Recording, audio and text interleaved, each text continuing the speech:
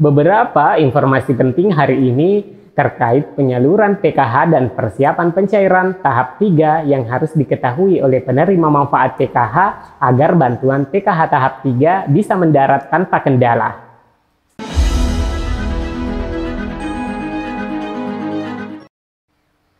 Assalamualaikum warahmatullahi wabarakatuh. Semoga teman-teman YouTube selalu ceria dan siap-siap menyambut bulan Juli, di mana bulan Juli adalah memasuki tahap ketiga, triwulan ketiga untuk penyaluran bantuan PKH. Sobat YouTube, pencairan PKH tahap 2 sudah harus terselesaikan hingga akhir bulan Juni ini, dan pendamping telah diinstruksikan untuk melakukan penyaluran bantuan sisa tahap kedua yang belum tersalurkan. Jadi sisa kuota yang belum tersalurkan di tahap kedua yang ada termin-termin terakhir SP2D tahap 2 agar disalurkan di pekan terakhir bulan ini. Nah teman-teman, terkait penyaluran tahap ketiga, persiapannya sudah dilaksanakan pada tahapan pemutakhiran yang diupdate di aplikasi 6NG, baik itu yang ada di desa maupun yang dapat diakses oleh pendamping PKH. Nah, update apa saja yang telah dilaksanakan oleh pendamping dan yang harus dipersiapkan bagi KPM agar bantuan PKH-nya di tahap 3 ini bisa tercairkan? Baik teman-teman, ada yang harus dilakukan baik oleh pendamping sosial maupun KPM yang ada namanya sebagai penerima di tahap sekarang ini untuk dipersiapkan apakah si KPM ini masih bisa lanjut bantuannya ataupun tidak. Nah, terkait urusan ini, kita akan membahasnya agar KPM atau penerima manfaat yang masih memenuhi syarat bisa berlanjut bantuannya di tahap berikutnya. Tonton terus videonya hingga tuntas agar tidak gagal paham dan tidak membuat bimbang ya teman-teman. Namun bagi sobat YouTube yang baru menemukan channel ini, agar kiranya subscribe dan mengaktifkan lonceng notifikasinya agar dapat berita setiap ada update kabar terbaru seputar bantuan pemerintah. Dan yang sudah subscribe, saya doakan semoga dilancarkan rezekinya, diberi kesehatan, dan tentunya dibahagiakan kehidupannya. Amin ya rabbal alamin.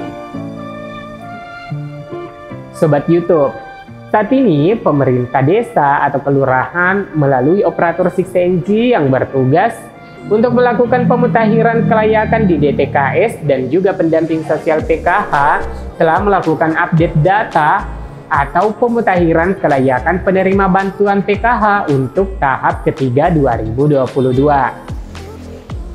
Perlu teman-teman ketahui bahwa data yang digunakan setiap pencairan adalah data yang ada di DTKS dan telah dilakukan update, dan begitupun yang tidak layak sudah harus melalui uji ketidaklayakan untuk penghentian jenis bansos yang telah diterima KPM selama ini.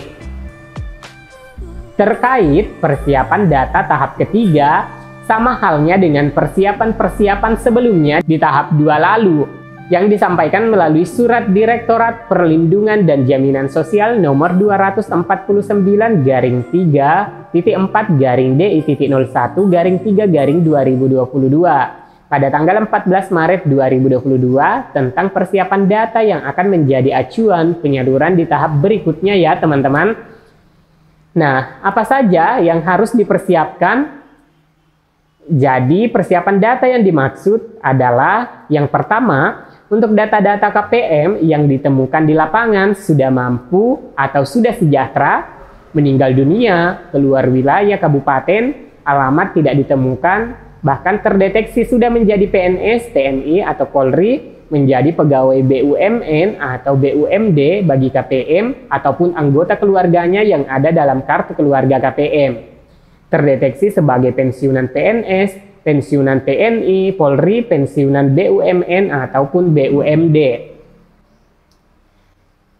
Selanjutnya, tidak lagi menjadi komponen PKH atau dalam keluarganya tidak lagi memiliki komponen dan kategori PKH.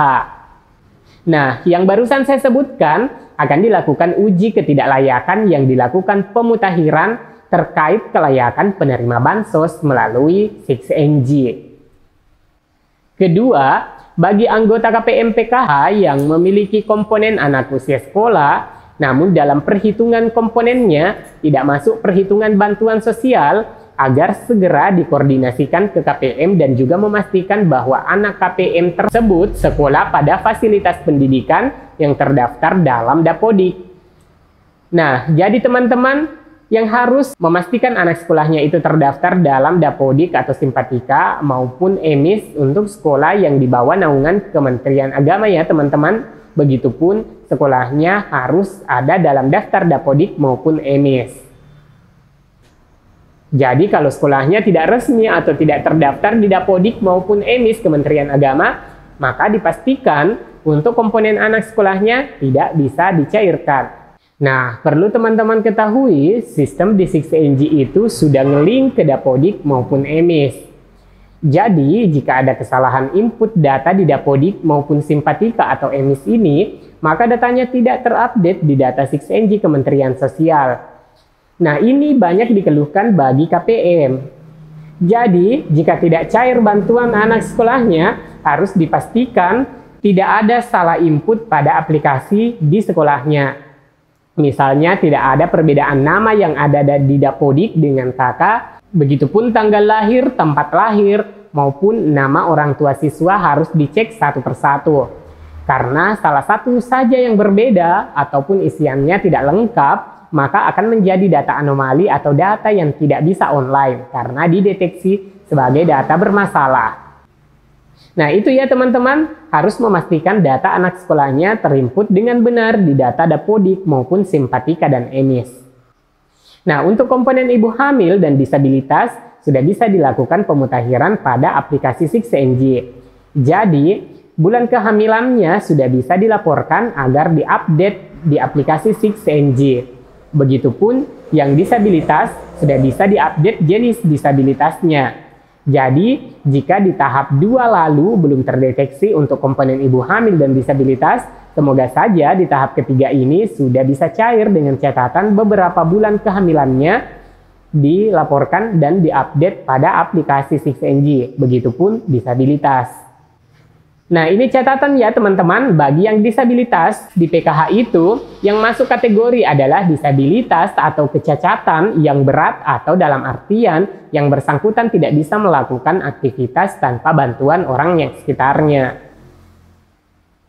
Sobat PKH Reportase, tentunya ada beberapa pertanyaan terkait pemutakhiran kali ini. Nah, ada KPM yang telah pindah ke daerah lain sehingga bantuannya tidak bisa dilanjutkan secara otomatis. Pertanyaan ini masuk melalui WA. Bentar ya teman-teman, saya bacakan dulu pertanyaannya. Saya sudah lama pindah rumah dan pindah kependudukan ke kota B, tetapi mengapa data DTKS saya masih di kota A? Jawaban untuk pertanyaan ini teman-teman perlu mengetahui bahwa hingga saat ini mekanisme pengelolaan DTKS belum dapat mengakomodir pindah penduduk secara otomatis yang mengikuti data kependudukan. Hal ini dikarenakan dalam mekanismenya pengusulan dan perbaikan DTKS telah melibatkan kelurahan setempat sesuai dengan alamat KTP melalui aplikasi. Sehingga untuk keluar dari DTKS di kabupaten kota asal, sebaiknya melaporkan diri kepada pihak kelurahan atau dinas sosial kabupaten kota asal. Dan jika ingin masuk DTKS di kabupaten kota yang baru, maka tetap harus mengusulkan diri melalui kelurahan setempat sesuai alamat KTP yang baru. Pada prinsipnya, pengusulan DTKS maupun pengusulan bansos bersifat kewilayahan. Sehingga kepala daerah yang diberikan kewenangan untuk mengusulkan warganya yang layak dan perlu masuk ke dalam DTKS atau kemudian diusulkan menjadi penerima bantuan sosial. Dan terkait pemutakhiran kelayakan di tahap ketiga, yakni menyangkut tingkat kehidupan sosial ekonomi bagi peserta PKH. Hal ini bisa dilihat saat melakukan verifikasi kelayakan di lapangan maupun dari pengaduan masyarakat terkait kelayakan peserta yang dianggap sudah tidak tepat sasaran. Nah, ini tadi ada pertanyaan yang pertanyaannya seperti ini. Bagaimana melaporkan penerima bantuan sosial sembako, PKH, KKS yang tidak tepat sasaran? Tetangga saya sudah haji, punya toko kelontong tapi masih dapat program sembako BPNT. Apa Pak Haji ini tidak malu menerima bantuan? Pertanyaan yang sama ini, tetangga saya dulunya penerima PKH dan tahun ini anaknya ada yang lulus PNS. Katanya jika ada yang sudah PNS, anggota keluarganya tidak lagi menerima. Baik teman-teman, untuk pertanyaan ini saya jawab sekaligus karena jawabannya sama, dan teman-teman pemirsa YouTube di channel ini atau yang di mana saja, jika menemukan penerima program yang dinilai mampu dan sudah tidak layak mendapatkan bantuan sosial, Anda dapat melaporkan melalui pendamping bansos ataupun pemerintah setempat, desa, kelurahan, kecamatan, atau langsung ke dinas sosial dengan menyertakan identitas, alamat terlapor, serta bukti-bukti yang jelas agar dapat ditindaklanjuti. Anda juga dapat memanfaatkan aplikasi mobile Cek Bansos dari Kementerian Sosial Republik Indonesia untuk memberikan tanggapan kelayakan bagi penerima bantuan sosial yang ada di sekitar Anda. Nah, Sobat PKH, tidak terasa ya, sepertinya harus mengakhiri video kali ini. Ada info sedikit, info mengenai penerima bansos PKH tidak cair karena pindah wilayah. Nah ini ya teman-teman, KPM yang mengalami hal ini bisa dengan melaporkan ke pemerintah sesuai alamat KTP saat ini dan juga melaporkan pada operator 6NG di desa agar diusulkan kembali dan updating alamat terbaru sesuai tempat domisili terbaru didukung dengan surat atau dokumen kependudukan yang telah diperbarui. Sobat PKH Reportase, demikian informasi hari ini mengenai persiapan penyaluran PKH tahap ketiga. Jika berita ini bermanfaat, jangan lupa share, like, dan komen. Bagi yang belum subscribe, klik dan aktifkan lonceng notifikasinya. Saya Amran, mohon pamit, sampai jumpa di video selanjutnya. Wassalamualaikum warahmatullahi wabarakatuh.